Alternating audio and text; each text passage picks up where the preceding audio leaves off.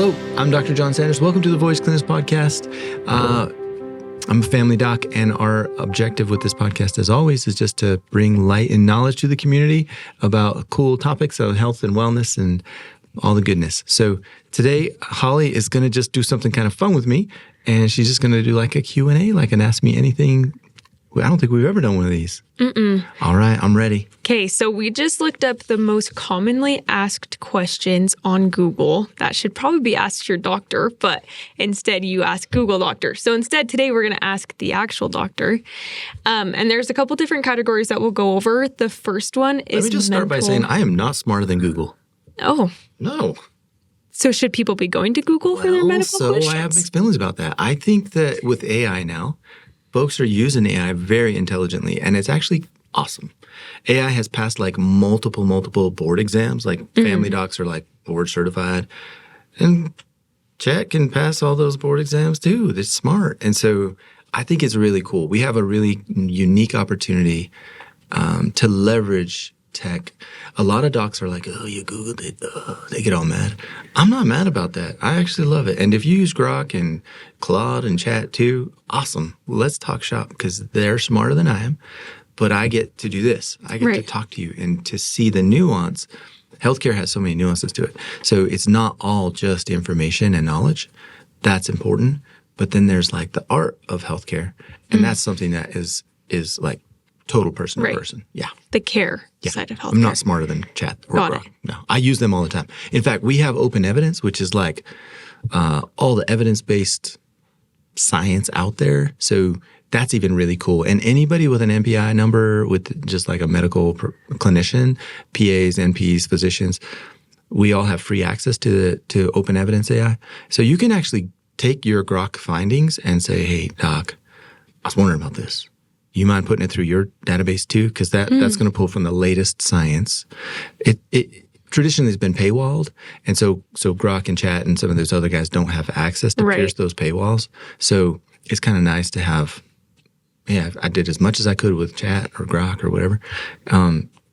What do you think? And then we can just put it through ours and look in. It's fun. It's really cool. So what you're saying is we should type up our questions and see if you're right after this. No, 100% yes and yes. Okay, and so when it's wrong, then we can have everyone leave our clinic. Okay, sweet.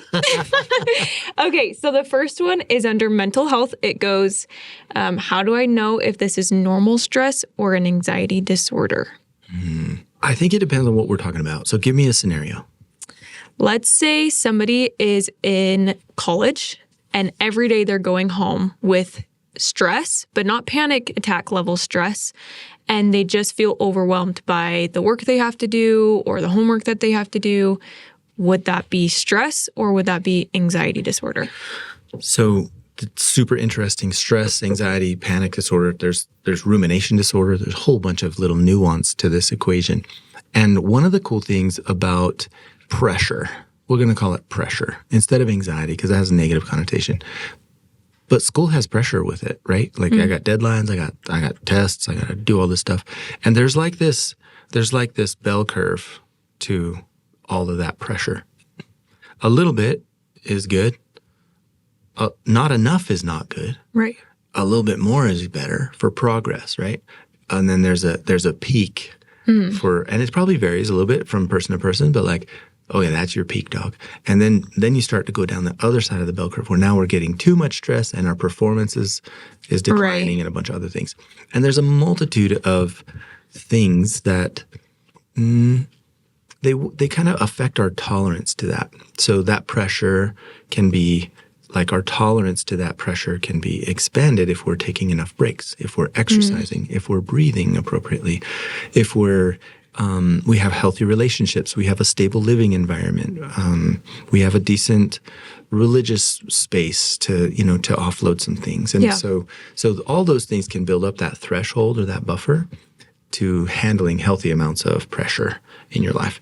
If that buffer is chiseled down too much, I'm unstable, I got kicked out of my roommates and I broke up with my girlfriend or boyfriend, and my parents hate me, and and then you find yourself with any amount of pressure creating situations that might be panic, that might be lots of anxiety, that might be man, I'm really struggling to perform. I can't really concentrate. I can't really dial in. So then you might be in the space where, we might need some support. And that's when it's time to talk to a clinician.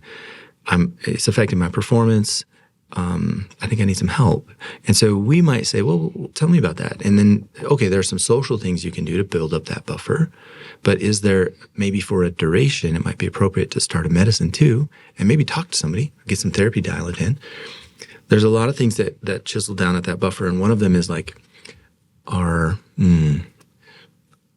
default mode network. We kind of talked about this last week. And some of that default mode network is like, what is the voice that we're listening to that's telling us stuff? And sometimes those are negative voices, and they can affect our performance, and they can also affect that buffer. So whether it's, man, I'm having a lot of anxiety, or maybe, man, I'm having a lot of depression, or maybe I can't sleep and I'm having anxiety and depression. Well, that might be time to like, let's get seen by a clinician, see if there are some things that we could do to enhance that buffer such that when pressure hits, you don't find yourself in these overwhelming, emotionally dysregulated states, if you will. So how would you recommend for that college student, how do they know where they're at on the bell curve? Because I think with a lot of the way that we cope now, especially the younger generations, they have zero coping skills. How do they know where they're at on just like, okay, I've had a hard day, I feel stressed. First, okay, every single day I'm now feeling this, but I'm not having panic attacks. So how do they know where they're at in the bell curve? Yeah. If you're anxious because you've got a test coming up and you're inclined to study, you're in the healthy pressure space. If you're having a hard time sleeping, you keep thinking and ruminating about, oh my gosh, did I study enough? Or, oh my gosh, I'm so stressed about tomorrow. I don't know about this thing. And then that persists even after you're done with the test. Oh man, if only I could have, would have, should have, maybe. Those are those self-talk dialogues that create more anxiety, more depression, more of those negative feelings in us. And so I would say just look at your day-to-day life. Am I able to get up and perform? Am I sleeping all the time? Am I unable to get out of bed? Or am I really unable to sleep? I'm ruminating and chewing on these things and I can't really get through it and get over it. You might need some tools and some, talk to somebody, get on a medicine for a duration. One of my pet peeves is that a lot of my colleagues are starting people on these medicines that really don't work a ton. They're just designed to really be a Band-Aid for a symptom for a duration. They're not designed to heal anything really. That's not super fair because a lot of people heal from these medicines with therapy, and that's wonderful. But I think it's the therapy part that really helps that default mode network and the internal self-talk dialogues and things that then bring that true healing space. But then they never weaned off the medicine. Right. And they were scared to. And then, and so really I think if we just had discussions with folks like I just did, like, hey, you just got a threshold, you got a buffer, and your buffer's thin right now. And the medicine's just going to increase that buffer. You're going to work on all those other things. You're going to exercise more. You're going to eat right. You're going to sleep better. You can do all those things. And that way your threshold is really big. So when we wean off the medicine, guess what? We're not down here in anxiety and panic attack and depression land. Yeah. I think that's super helpful. Okay, next one. Kind of similar, but slightly different. How do I know if I have depression versus just feeling down? Yeah, this is great. I will say it is super normal for everybody to have some ups and downs in life. You're going to be excited sometimes. You're going to be sad sometimes. You're going to cry sometimes. You're going to have high days and low days. That's all super normal stuff. It doesn't mean you're bipolar. It doesn't mean that. That's a whole nother diagnosis. And so I think the first thing is give yourself grace to have some bad days. That's like my number one thing. Depression versus like just feeling down is hard because I would say if you're feeling down and you can't get up and you can't get out of bed and you can't get motivated to do anything and you're kind of stuck, well, then you're kind of down into the depression state, right? And so we have this whole PHQ-9 questionnaire that we often use in the clinics. There's even a PHQ-3, which you could literally go on to Chat, Grok, and ask them like, hey, am I depressed? And they'll say, well, here's a PHQ-9. Answer these questions. And if you answer them pretty high, then maybe you do have some depression. It's hard just subjectively to know if somebody's depressed. So even in the clinic, I can kind of I think the benefit of seeing someone in person is you can kind of sense that. Right. And docs who are a little more, I don't know, right and left brain balanced, they're going to be more like intuitive and like hearing and sensing. And I don't always do the PHQ-9 in the clinic. I can feel when someone's super depressed and they're telling me a story and I'm like, okay, we don't need to do any of that stuff. Yeah. But if you're like, if I'm on the fence, I might be like, I don't know. It's kind of hard to get a sense of that or feel for that. Let's just answer this questionnaire. What that does is it gives you objective findings, right? So you can just like, now I'm not weighing on my gestalt or your gestalt or like how you're basically, we just answer these questions. If there are really a lot of those that you answered a high level to, then yeah, depression for sure. Yeah. Would you say most people are depressed or just struggling with knowing how to identify their emotions? I would say not everyone are depressed. I think there are more sad states, more down states, and more high states that we all have throughout the day. Everybody has some degree of that emotional roller coaster and understanding that. I think recognizing, understanding, utilizing, and regulating our emotions is a skill. And it is one that we do not teach, which is dumb.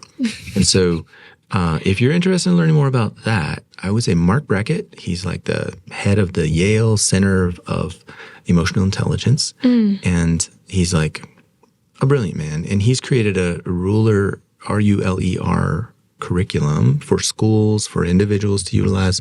He's been on Huberman Labs podcast a few times. It's one of my favorite ones. I'm a science nerd and I love scientists and they're super nerdy science. And he really lays out this ruler curriculum, RULER, recognize, understand, label. People suck at those three things. Yeah. Just recognize, I'm feeling something. It feels more down than up. So maybe it's maybe in the bluesy space. I want to understand that. What is that? And then label it. Yeah, I'm feeling kind of bluesy. The D word is harder, right? We'll call it depression. But let's just call it bluesy depression. That's fine. Right. And then express that. Man, I'm feeling kind of sad. Tell somebody, hey, I'm feeling this. And then just literally just doing that helps you regulate. So that I love that little curriculum. Recognize, understand, label, express, regulate. If you're feeling angry, if you're feeling sad, if you're feeling anxious, that's a way for emotional intelligence to promote it. Mark Brackett is a super nerdy PhD guy. And all these PhD guys are like, right? They're like cerebral. They're like these massive brainy nerds. And that's great. And I love his curriculum because he uses brain cells to understand heart space. But I will say there's higher level to that. Right. Where I think you're trying to analyze and fix and understand and all that with our cerebrum, our cerebral frontal cerebral cortex. We're trying to like understand our hearts with our heads. And I think that's part of the mortal existence, and that's okay. But there is a deeper space where you're really feeling and understanding with your hearts, and you're navigating your heart space with your heart. Ooh, that's a whole nother space. And you have to be able to get rid of that default mode network. Breath work does that. Some of the psychedelics do that. And then really get into that heart space, and then you can really see stuff, and you can really deeply understand and deeply heal. I think that's the intention of a lot of the EMDRs and the trauma therapies that are out there, the modalities that they use with breath work and things like that to really quiet the default mode network and really get to their heart space. But I do love what Mark Brackett does too, because I think it gives you some insight. Some practical application to start today. Yeah. Okay, moving on to sleep. Kind of the same thing. Am I actually burned out or just being lazy?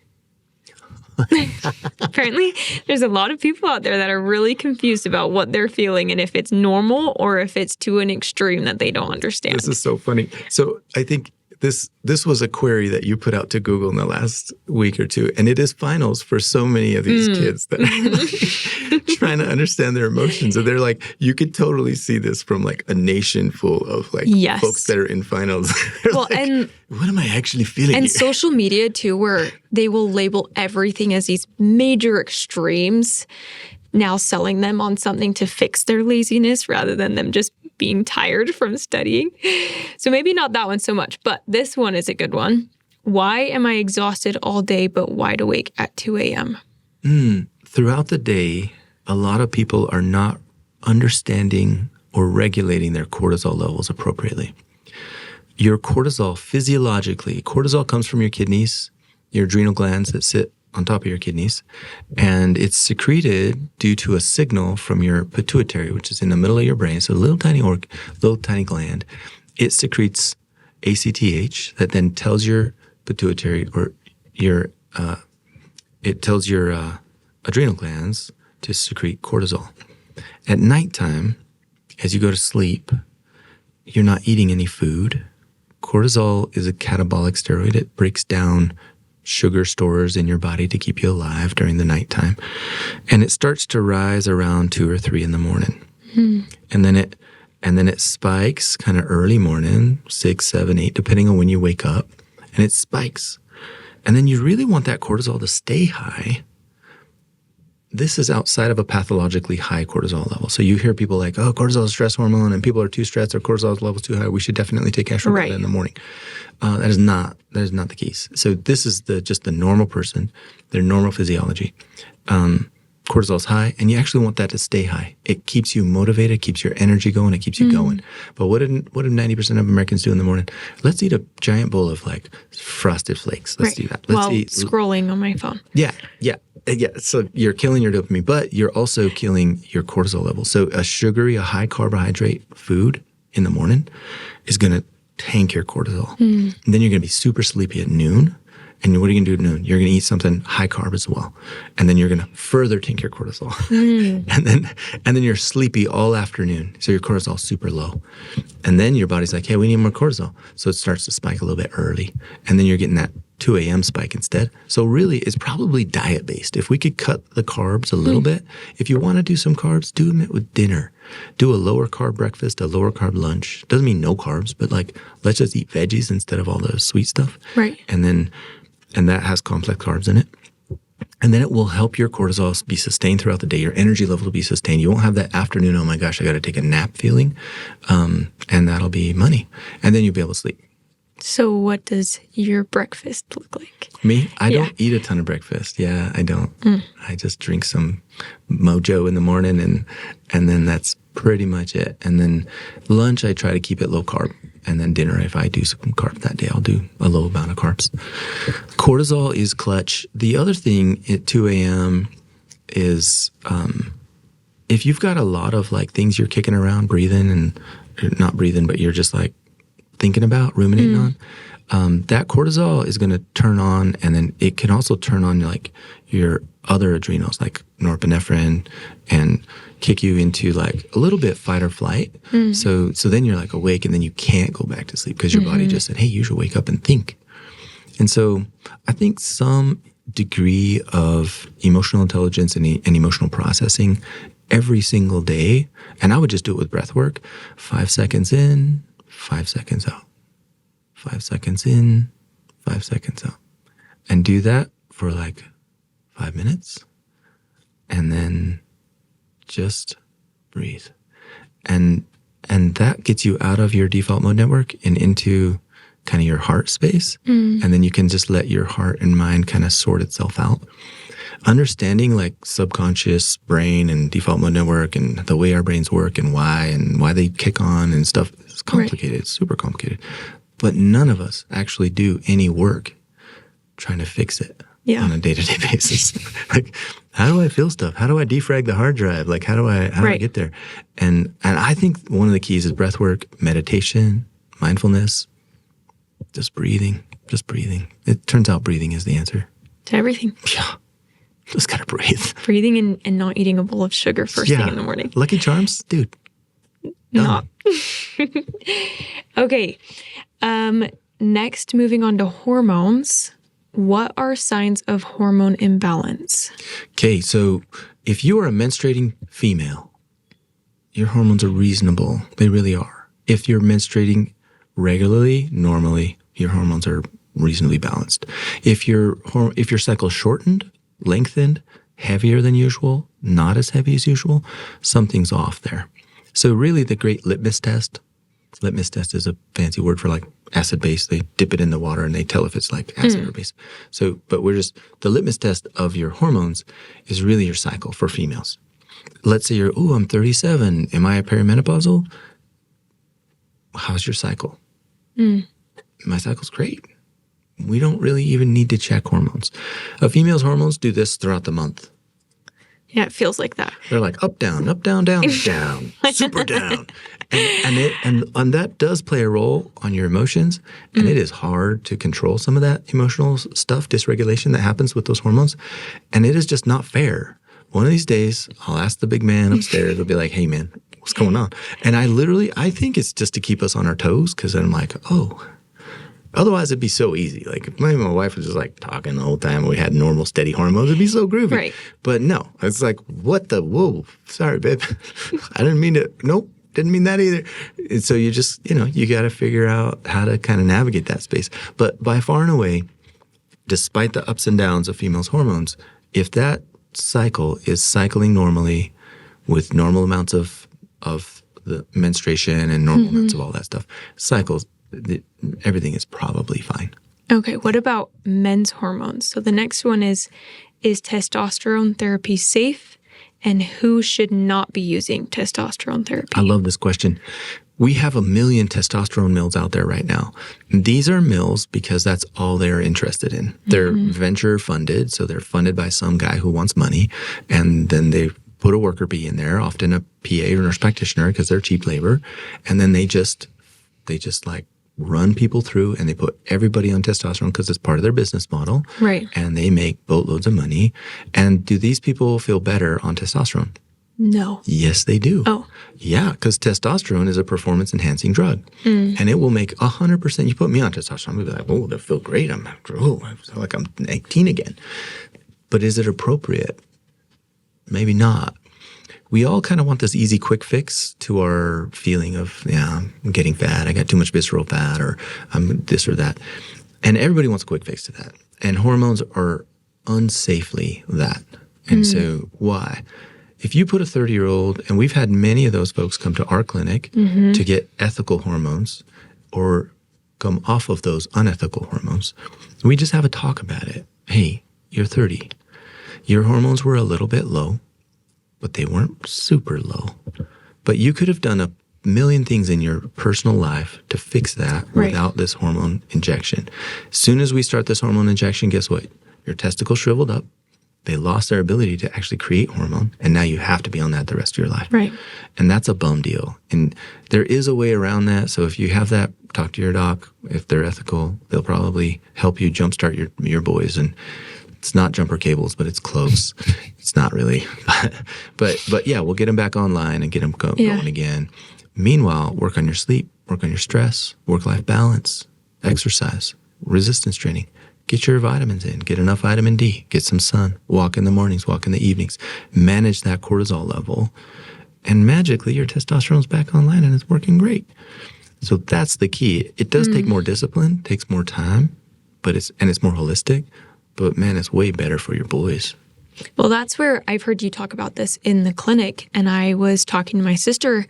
She was like, I didn't understand that this can make men infertile. She had friends in their early 20s looking into testosterone therapy because they wanted to get swole and didn't realize that they are pre-having children and then that could affect their fertility. No, I'm glad you brought that up because that is also the other thing. Because when they shriveled up, they stop producing testosterone. They also stop producing sperm. And to get those babies back online is tough. So it takes time. It's not insurmountable. But talk to probably a good doc who's done a little digging in this, and you'll see how to do it. So similarly, kind of a hot topic, diet. Do I have to be on GLP-1s forever? And who shouldn't be on GLP-1s? Medullary thyroid cancer is like the big contraindication, a family history of thyroid cancer. You should talk to your clinician about that. If you have gastroparesis, probably shouldn't be on that. If you have a gastric sleeve or a gastric bypass, you should talk to your clinician about the risks of being on that. I think they're pretty safe. They've been around forever. They're naturally occurring in your body. What's been hacked is our food supply. So our food supply, 85% or more, is crap, right? It's Lucky Charms. It's all this granola bars that are fake healthy and yogurts that are fake healthy. They're just full of sugar. And all of those things really shut off the part of your brain that say, I've had enough and I'm full here and I'm done. They shut that down and they dysregulate it. So then you're like having cravings disproportionate than what's real for your body and what your body needs. So these shots, given once a week generally, they kind of help people quiet that food noise that comes from our poor diet. I love to have a very holistic talk with folks about, hey, we got to move the needle here. It's very difficult to move the needle with the American diet. What do you want to accomplish? Right. Okay, you want to accomplish that. That's cool. What changes are you willing to make to accomplish that? Because you really got to change some of this diet stuff. Well, I want to do this. Okay, great. What if I told you you're going to fail 90% of the time within 7 days? There's a tool that we can leverage to just help you with that discipline space as you're coming off of this. It's like giving a crack addict something to like be able to really quit the crack, right? And so this is something that really helps them, but they have to have that gumption, they have to have that desire, and they have to have that focus so that they can actually get there. The medicine is just a tool to get there. Once they've dialed in behavior patterns and changed diet and changed quantities and changed all these patterns, now it's sustainable, right? But if you don't, if you continue to eat the food that dysregulates you, even though you're on it, you will lose weight. You'll be great. And then as soon as you stop, you'll fluff right back out because you didn't really change the problem, which is all the processed food. Right. So we got to stop eating so much processed food. Eat a lot more vegetables, meats, whole grains, not all the processed crap, and then we'll be fine. But it's just getting them there that's the battle. And so I think leveraging them for a duration to establish better eating patterns, better life patterns, better exercise patterns, and then coming down once a month shot, once every 2 week shot, and just tapering. And then maybe they just need it once a month for maintenance. Awesome. I have several patients that are just once a month. And then even that, they'll come off of it for several months and they're fine. And they're like, oh, I see myself getting dysregulated again with my eating patterns and my relationship with food. And they'll just get back on and it helps them. Long-term studies on this do exist. People are like, there's no long-term studies. There's a million long-term studies. This medicine has been around for more than 30 years in different forms. So super interesting. Next one is kind of I feel like you have people on GLP-1s, and then you have likewise people who are in this holistic, you can heal yourself, but one of the biggest things are detoxes. So whether that's like juice detoxes or even people will use intermittent fasting with detoxes.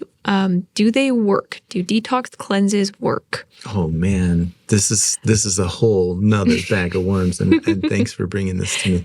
I would say go to Grok and type this in.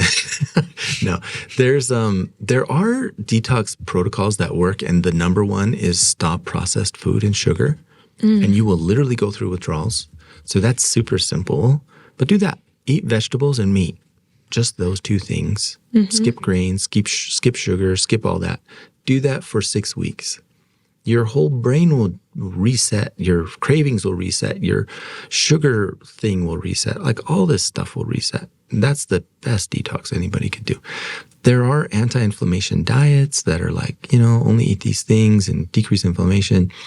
That's not as much detoxing as just lowering inflammatory type foods. Wheat in America tends to be more inflammatory to our bodies.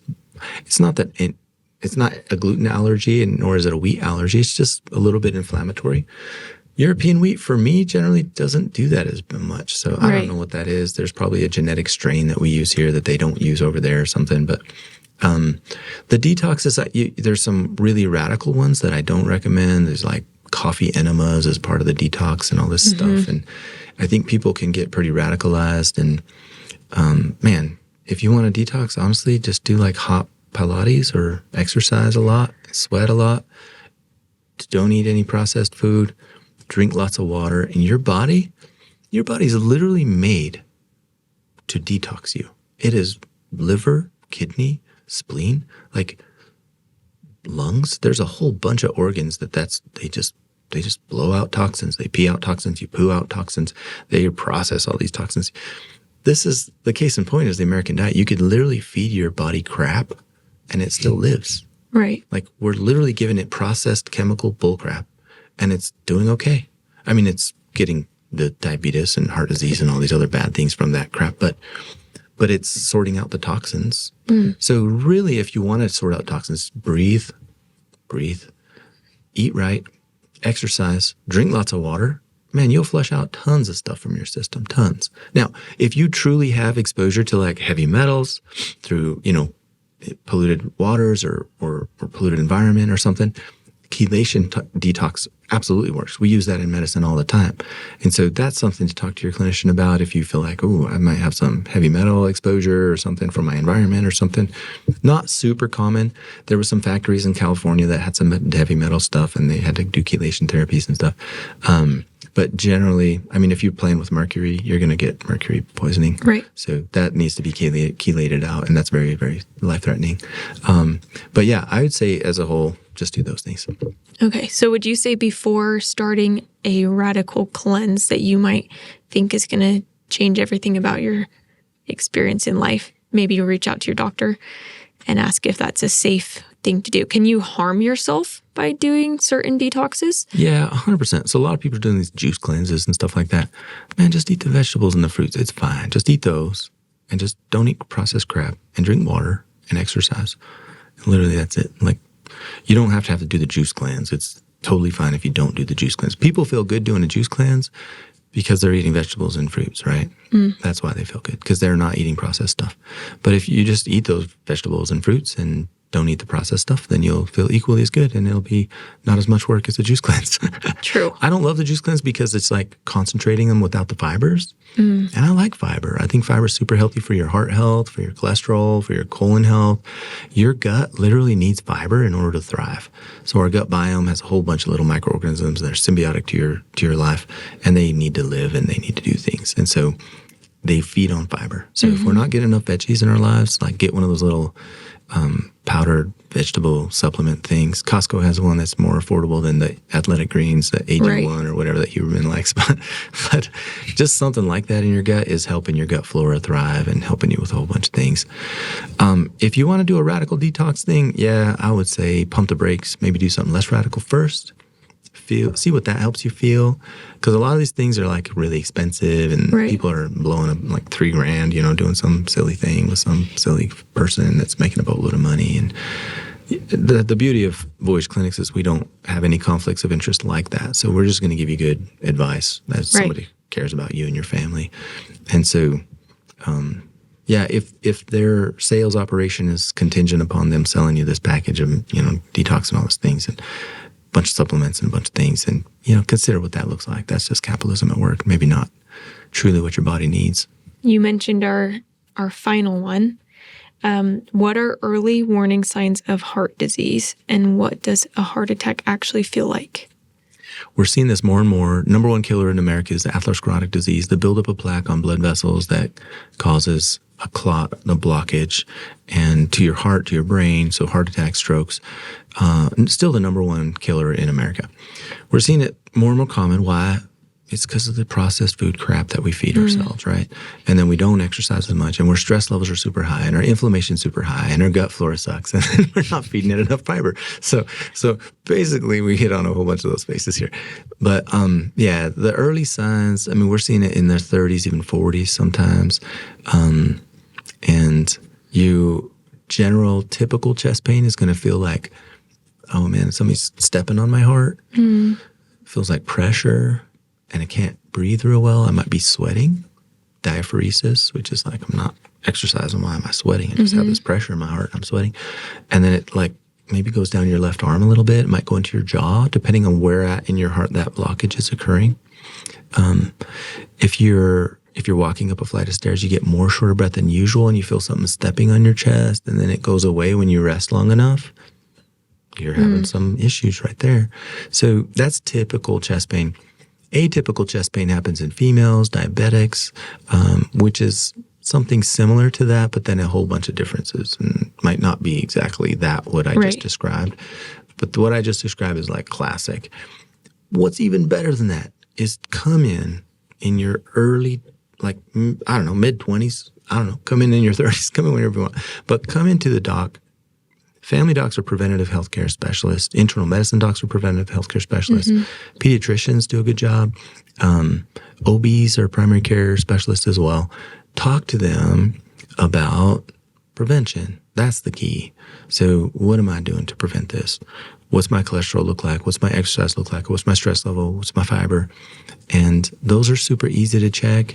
There's also some genetic things. Lipoprotein little a is a genetic thing. Check it once in your lifetime. If it's not high, it'll never be high. It's just a genetic thing. ApoA, B ratios, all the things. You can get particles to your fats and things. But get to it early so you can start working the equation and win. That way you prevent the buildup of the plaque instead of like, ooh, I'm having chest pain. What should I do? Right. Once you have that, boy, you got to give a stent or a bypass or something massive that's, quite a big deal. To wrap it all up, it sounds like we just need to eat better, sleep better, do all the basics. Breathe. And breathe. Breathe. So one final question then. So people who are turning to AI tools to research their own medical questions, are there anything that you would say don't research medical questions, or would you say that's a fine first resort every time? I never say don't go there looking for things. I think you're totally fine doing that. But what you got to be good at is telling it a story. So here's what I would do. Learn how to tell a good story. It doesn't matter if it's AI or me. If you come to my office and your brain is all over the place and you're not telling me a story, I'm pretty good at directing people. AI doesn't direct you, right? You can just shoot all over the place. And then AI is telling you have cancer, and then you have 3 heads, and you also have, something else. And so learn how to give a good history, present, illness, HPI. You can look this up. You could ChatGPT it if you want, Grok it or whatever. But you could literally just look it up. How do I do a good HPI? History, present, illness. I'm dealing with a thing. I need to know everything around that thing. And doctors are experts at that. We literally, like 95% of diagnoses can be made on history alone. If you give me a good history and I solicit a good history for you, I'm going to ask a whole bunch of questions. And that's the difference between me and Chat or Grok or anything. Right. They can't say, well, what about this? Tell me about that. The other thing that they can't do is feel. And when I'm listening to someone, I'm using my thinker brain, but I'm also using my heart a little bit. And I'm like, And I'm like, oh, I feel like there's something there. And I can tell you how many times, I don't know what that is, it's magic stuff, but I can't tell you how many times I'm like talking with somebody, asking them more questions about the thing, and I'm using my thinker brain. And then my heart says, hey man, you should ask about that. And I'm like, hey, what about that? And they're like, oh, actually. And it turns over the stone that ends up being the problem. Right. And so there's some intuition, if you will, in medicine that I think high-level clinicians start understanding as they advance in their career and they learn how to get rid of their egos a little bit and then kind of dabble into hearing with more than just their ears. And it's beautiful. No, it's beautiful. And so, yeah. So start with AI and then maybe bring it up to a clinician. Would you? Start with history, present, illness. Learn how to do that. When did it start? What is it like? What's the quantity? How often is it? Like those kinds of things. And you can literally just chat that whole thing. Like, how do I take a good history? And then you'll be better at telling your story to a clinician, whether it's Grok or me. And then you can come in and say, hey, I ran this by Grok and he thinks I have this.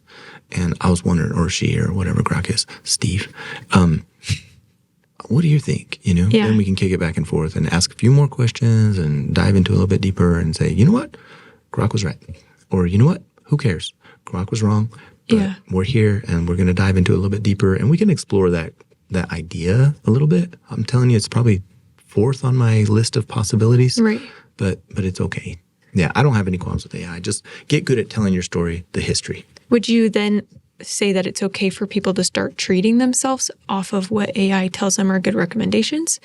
Or would you say that's where you maybe should turn to a provider instead? Oh, man, I think it depends. So the practice of medicine is really not in AI right now, so you really can't do stuff. But, man, if it tells you should exercise and work out more and eat more fiber and sleep and breathe, dude, yeah. Yeah, for sure. And it does have good guidelines for those kinds of things. Ask it how much you should exercise and what's a reasonable exercise routine. And should I be concerned about exercising at my age? And should I do some screening things before I start exercising? Like, it's just how you query it, right? And so it's a really wonderful tool. We use it in my clinic all the time for taking care of people because it's wonderful. It's a wonderful tool. Perfect. Well, I think that's everything we have then. That was so fun. Holly, thank you so much. Yeah, to our of listeners, course. hope you learned some cool stuff. And yeah, thank you, Holly. This was super fun. And don't forget to like and subscribe or just turn it off and go outside and hunt for mushrooms. It's mushroom season, y'all.